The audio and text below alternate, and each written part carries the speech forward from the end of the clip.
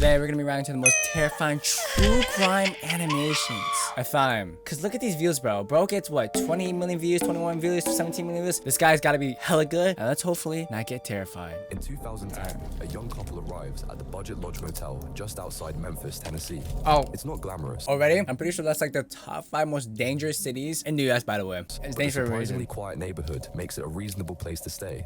As the couple unpacks, they can't help but notice a sour smell lingering in the air. It isn't unusual for a place like this, but it's enough to make them pause. Unable to tolerate the stench, the couple reports to the front desk, demanding to speak with the manager. Let me guess. They don't give a frick. And bye, get a snack, y'all. Anytime you watch any true crime, you gotta have a snack for sure. I got ice cream, y'all. He listens, offers a half-hearted apology, and asks them to wait in the lobby for 30 minutes while a staff member cleans the room again. Fresh linens and half a bottle of Febreze later, the sour smell remains. Hey, by the way, bro, Febreze is so bad for you to inhale. Like, try not to do it. Pretty sure it causes infertility. Despite this, the couple chooses to stay, tempted by the low price. Over the next 6 weeks, the same room is rented out again and again. What started as a sour smell has grown into an outright foul odor. 4 different guests stay there, each one reporting the same issue. By the time the 5th guest checks in, are we not gonna investigate the room inch by inch, bro? Like, come on. I think I've seen this story on Zach D film, so I'm not gonna spoil, but the end is kind of crazy. The manager is fed up with the ongoing complaints. He orders a thorough deep clean, calling in every available housekeeping staff member to scrub the room. That's a full squad, bro, huh? They shampoo the carpets, scrub the floors, wipe down the walls, and even the ceiling. The mattress is swapped out, the linens replaced. But despite their efforts, the odor never fully disappears. Desperate for answers, the manager makes the ultimate decision. He'll clean every inch of the room himself. He moves slowly, clearing furniture one piece at a time. When he gets to the bed, he crouches down, grips the frame, and lifts.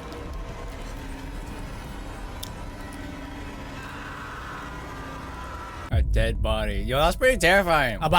Okay, yo, first of all, how the hell are we gonna have a deep clean, right? But not checking in the bed. What are we doing? In 2009, a teenage girl returns home from school and heads straight to her room, quietly closing the door behind her to discuss date plans with her boyfriend over the phone. Before long, a knock interrupts her. Remember to keep the door open, her mother calls from the other side. Annoyed, she rolls her eyes and mutters, "Nah, bro, that's gotta be like crazy foreshadowing, bro. Look at this. I received it from comments. You can't scare me. It's bright outside. You can't scare me. I'm in a bowling alley." I'm not gonna lie. I feel like End Time is one of these hidden mythical poll channels that we've seen throughout my whole reaction career. Whatever, before stomping over and swinging it open. An hour later, her mother calls from the kitchen. Dinner's ready. Still irritated, the girl brushes off the request and opens her laptop to watch a show on Netflix. As the familiar theme song plays, she leans back in her chair and tries to relax. Suddenly, a dinner plate is hurled from the kitchen. Whoa! I don't remember what the mom said earlier. Hold on. Remember to keep the door open, her mother calls from the other. Remember to keep the door open. What is that supposed to mean? Yo. This is straight out of a horror movie. You see something to the side, we see it, but they don't. And then boom, something happens. This is literally frame by frame of a horror movie, y'all. Suddenly, a dinner plate is hurled from the kitchen, crashing onto the hallway floor. The sharp sound jolts the girl as her mother's voice calls out again, this time unnaturally loud and twisted. "I said dinner is ready." The girl pauses, glancing down the hallway. Whoa. Mom, she calls out, her voice trembling. No answer. Hesitating, she walks down the hall, her heart racing with each step. As she enters the kitchen, everything seems normal, except for a note left on the counter. Keep the door open. She steps closer, and her stomach drops as she reads, "Hey sweetie, I got called in for a night shift and won't be home until tomorrow. Call me if you need anything." Run! Run! Behind you, right? What is that? What the hell is this, man? Yo! Hey, you can't scare me. It's currently 3 p.m. right now, y'all. Hey! In 1979, a teenage girl accepts a babysitting gig for 2 kids at a large, isolated home in the remote woods of Minnesota. The crazy thing is, like, these are all true stories, by the way, which makes it even worse. Wait, what? After putting the children to bed, she settles on the couch downstairs to watch TV, but is quickly interrupted when the phone rings. Startled, she picks it up, only to be met with the sound of heavy breathing on the other end.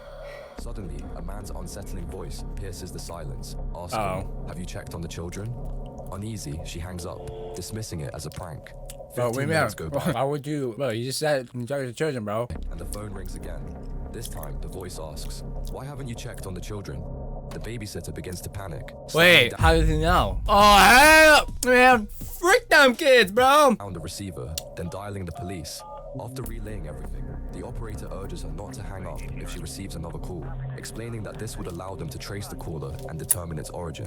Reluctantly, the babysitter agrees, gripping the phone tightly as she settles back to wait for the next call. As expected, only 5 minutes later, the babysitter receives another call. Let me guess. It's the scary guy. In a demonic tone, the voice screams, "I need you to check on the children now." Bro, yo, frick your kids, bro. Like, yo, take the money, bro. My life ain't worth for some, what, $20 an hour? Yeah, frick that $20. The babysitter's heart races, dread pooling in her stomach, but she keeps the phone on the line, just as instructed. Suddenly, the phone rings once more. Heart in her throat, the babysitter answers it, bracing herself for what she might hear. The operator's voice crackles through, urgent and frantic. "Get out of the house. The calls are coming from upstairs." Yo, can you snap? Like, bro. Alright, so far, by watching this guy's channel, End Time, we aren't terrified, but it's definitely unsettling for sure. Let's keep watching until we're terrified. In 2004, two best friends from Marietta, Georgia, John Hutchison, 21, and Frankie Brome, 23, spend the evening at a local bar watching sports. They drink Casual something? Good Friday night? As the night wears on, Frankie begins to feel sick.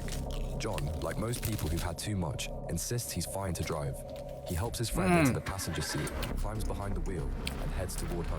Let's go. Between the booze and John's erratic driving, Guys, do you guys he something leans so out the window weird? to throw up. John, distracted by the music, slowly drifts into the Oh my gosh, bro. All these true stories are literally just horror movie plots, bro. Popcorners, not sponsored. back up, Very good. blinded by the high beams of an approaching car. He panics and jerks the wheel. The truck veers off-road. The Ow! telephone pole support wire. The side mirror is ripped clean off, but so is Frankie's head. No, do you not see your headless friend? Is this you driving? Like, do you not like? Yeah. Hello? Understood the gravity of the situation remains unclear, but in his intoxicated state, he drove the remaining 12 miles home, went inside, and promptly fell asleep. The following morning, a neighbor discovers Frankie slumped in the passenger seat of John's truck and calls the police. When the officers arrive, they wake John, still inebriated from the night before. After a brief exchange, police arrest him, noting his visible remorse. Although John faced charges related to the fatal incident, the victim's family pleaded on his behalf, acknowledging it was a tragic accident between close friends. Oh my gosh, bro. Nah. Do not drink and drive, yo. In 2006, a mother gets up in the middle of the night to fetch a glass of water. Okay. As she makes her way down the hall, Oh my the gosh. sound of Oh, the sound of whispering from her daughter's bedroom, bro. We're gonna see a monster, bro. Come on, bro. whispering from her daughter's bedroom stops her in her tracks. Confused, she peeks inside, but to her surprise, finds nothing out of the ordinary. That's some demon stuff. Hell no. The next morning at breakfast, the mother asks, "Who were you talking to last night?" The daughter looks up and replies, "I was asleep, but the girl in my room likes to play games at night." The mother's blood runs. This can't be. We're done. Nah. These stories are so crazy to the point, like, I don't believe it. I'm starting to not believe these are real. These are, I know I said it earlier, but these are literally horror movie plots. And horror movies are usually fake. Asking, "Oh, what kind of games?" The daughter's eyes drift toward the hallway, her body going tense. After a pause, she quietly answers, "Hide and seek." That same night, the mother lies awake at 3 a.m., trying to make sense of her daughter's words, when suddenly, her door creaks open. As she... Hey, for y'all watching this video at night, hey man, check your doors, check that. Hey, look up, see if there's any shadows when you're sits up. sleeping. A shadow darts down the hallway, followed by a child's laughter. Bro, this did not happen, bro. Please tell me this is not, no way. Now frustrated, the mother storms into her daughter's room, snapping, "You shouldn't be running around at this hour." But Watch what stops she says she short does when not. She sees her daughter trembling in bed. "Mommy," the girl whispers, her face pale. She's in the closet.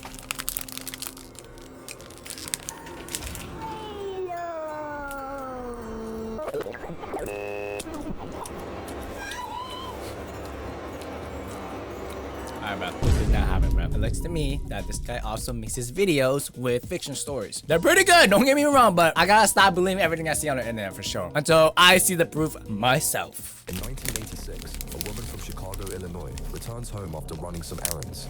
As she steps into the living room, she notices a few things out of place. She hesitates. Bro, is that the same? Bro, it's that thing from the last video, bro. Oh, hell nah. She hesitates, questioning her own perception. Although she was institutionalized in the past, she'd been taking her medication consistently and was Stop. Thank goodness it's 3 p.m. Yo, come on, bro. discharged nearly a year ago. She tries to ignore the feeling, but her heart stops when she spots footprints around the apartment. She calls the police, reporting a break-in, but the dispatcher is dismissive, giving her a case number with no promise of a follow-up. Okay, yo, what the frick? Pretty sure this is based on the Ruthie McCoy case, and this is true, but like, oh, come on, I literally just saw this. Thank goodness, my tax dollars, and I live in America, that the US or whatever, the police will literally go to you instead of being dismissive, which I don't even know what it means, by the way. But I think it just means they're not gonna follow up. What the hell is that? A year passes, and life goes on. Year? By now, she's convinced it was all in her head. But as she drifts to sleep, soft whispers begin to echo from the bathroom. She's heard voices before, but tonight they feel more real than ever. For the first time in years, she finds herself talking back, quietly pleading for them to stop, but they don't. She quickly grows belligerent, shouting for the voices to leave her alone. Bro, that's so scary. When a sudden knock from within stops her cold. This time, she's certain it's real. With trembling fingers, she dials the police, every press shaky with mounting dread. She tries to explain the situation to the dispatcher, but growing with fear, she stumbles over her words. Suddenly, pounding erupts from behind the medicine cabinet, rattling the walls as she screams. From the medicines? He's coming out of the mirror. We're gonna take a quick look at whatever this means. Ruthie McCoy, 1987. The true story behind the bathroom mirror murder podcast? I'm good. In 1972, college sophomore Fred Bronner is getting ready for bed at his parents' home in Los Angeles. He had just come back for Christmas break, relieved to put a difficult semester behind him. A few minutes later, he receives a knock at the door. Bro, this is a phasmophobia map, y'all. His fraternity brothers. They ask if he'd like to join them for Here, a let me show you. drive Oh my, look, exact replica. around the city. For Fred, it's a Hobson's choice. Despite being an initiated member, he was on the chopping block for missing several fraternity obligations. After a brief pause, Fred gives in and gets into the car with the others.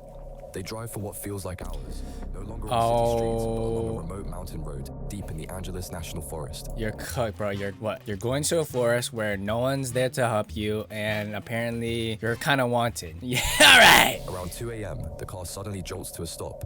Fred looks around and lets out a nervous chuckle. He's You cooked. guys aren't gonna dump me, are you? He's cooked. He's cooked. Hey, for the future Fred out there in this video, I hope the best happens, bro. Without hesitation, the fraternity brothers drag Fred out of the car and tell him they're going to teach him a lesson. Oh my gosh. Left in the dead of night without his prescription glasses and wearing Oh. Fred is abandoned in the freezing forest, roughly 10 Without miles from the prescription? nearest road. He remains frozen as the taillights fade into darkness. Yo. Several days pass, and neither Fred's parents nor his fraternity brothers have seen him. The brothers responsible initially claimed that Fred left the fraternity house on his own, but later confessed that they abandoned him. insisting Bro, how? What? Oh, nah. See, this is why you don't join no fraternity, y'all. For context, when you're in college and you join a frat and they tell you to do something in order for you to get in, leave. Like, stop. I'm pretty sure it's called hazing or something like that, where they force you to do some humiliation ritual, whether that be literally tied up and eggs are being thrown at you, stuff like that. Do not do that. only a prank.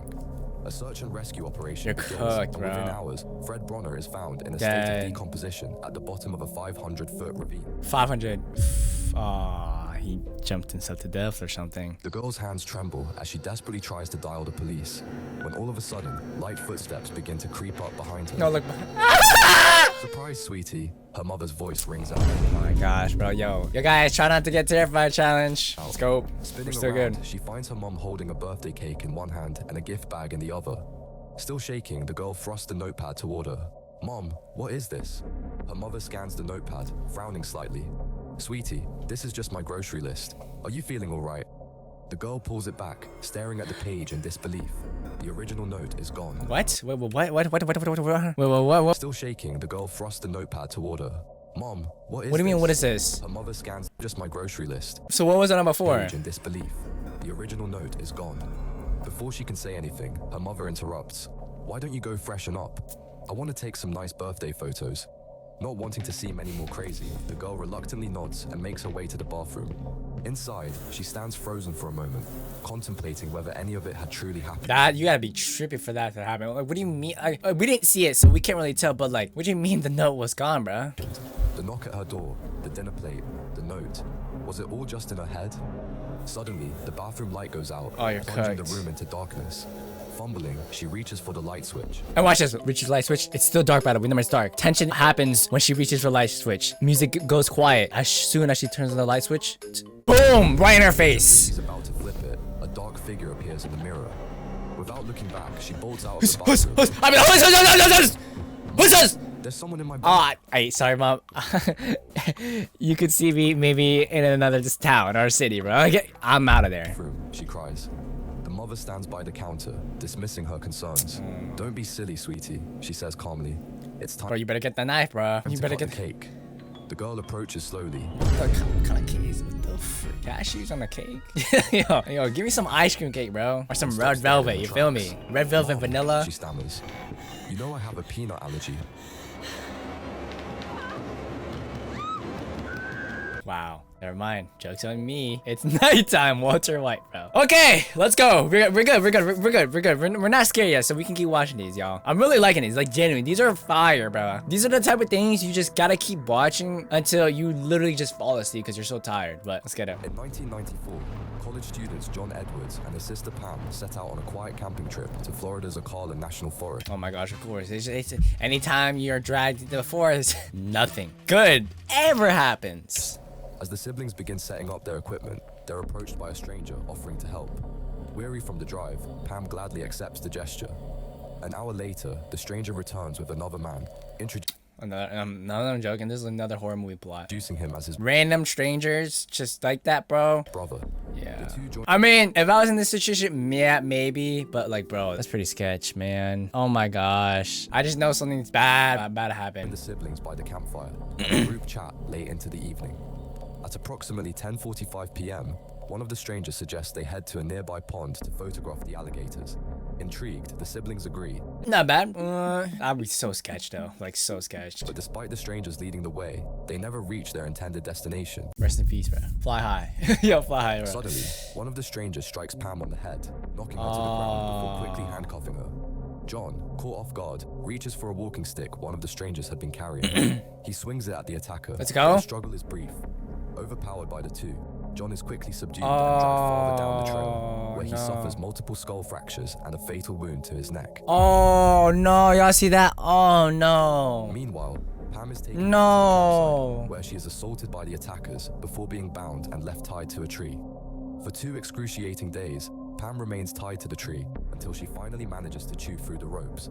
Once authorities are notified, a search begins, and within hours, John's lifeless body is discovered. He's dead. He's dead. I mean, by the way, any wound or any like injury to the neck, very fatal, because this is everything. Like, this is the important piece where blood and all that good stuff connects to your brain or gets to your With the help brain. of a composite sketch, investigators home in on Lauren Cole and William Paul. Both men initially denied their involvement, but as evidence mounted, the truth became undeniable.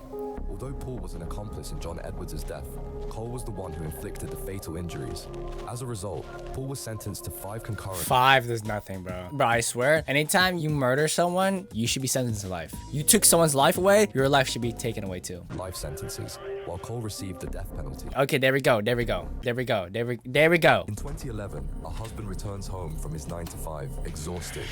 Although he could have sworn he'd gone to bed early the previous night, his mind felt particularly foggy today. He plops onto the couch and turns on the TV. Okay, typical. Instead of the usual, Bro, we're about to have the obsession plot, y'all. I need you, fill the screen. Confused, he changes the channel, only to see the same message. As he struggles with the remote, the sound of footsteps catches his attention. Obsession. He turns around to find his daughter, Emma, Oh, probably wait. making her way to the kitchen for a glass of water. Oh, okay, never mind. Hey, sweetie, can you grab me some batteries for the remote? She doesn't respond.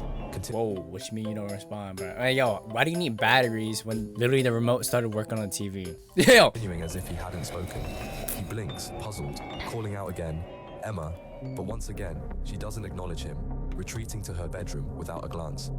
Making his Are way we to like the a kitchen, goat? a strange heaviness fills the air as he grabs the batteries himself. What's that supposed to mean? A strange heaviness fills the air. It's like the aura or something. Upon returning to the living room, a shiver runs down his spine. His wife is sitting on the couch, her eyes fixed on the TV. Jess? He calls out, but she remains unnaturally still, staring ahead. As he steps closer, he notices bruises darkening around her neck, the marks deep and unmistakable. Wait, is this Her guy a skin is cold ghost? to the touch, and she's struggling to breathe. "Oh my God, Jess, what happened?" he says, fear creeping into his voice. She remains motionless, her shallow breaths the only sign of life. Bro, I swear this this didn't happen. I don't know. I don't believe it. How can you not, like, this has to be the POV of like a guy hallucinating. Tears silently running down her face. Barely audible, she points to the TV and mutters, "I need you." He leans closer, his voice trembling as he asks, "What do you mean, Jess? What do you need?" Before he can reach for the phone to dial 911, she suddenly gasps, "I need you to wake up."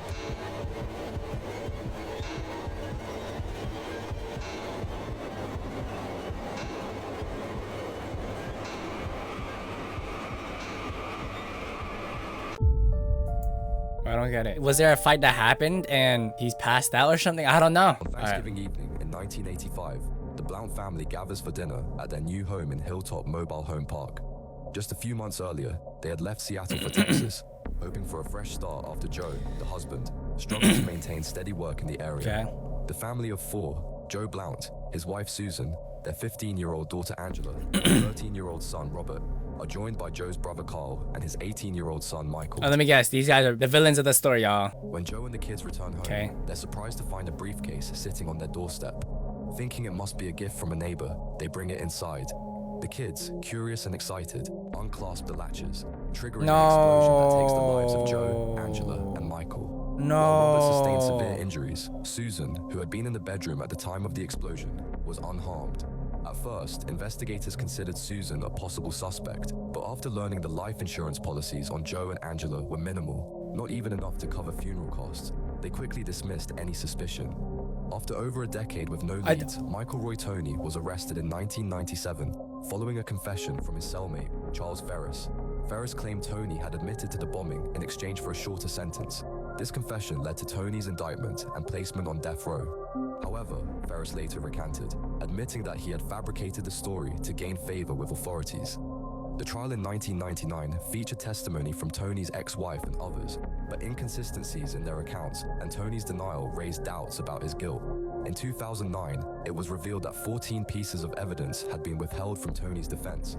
As a result, the charges were dropped, and Tony was released after spending more than a decade on death row.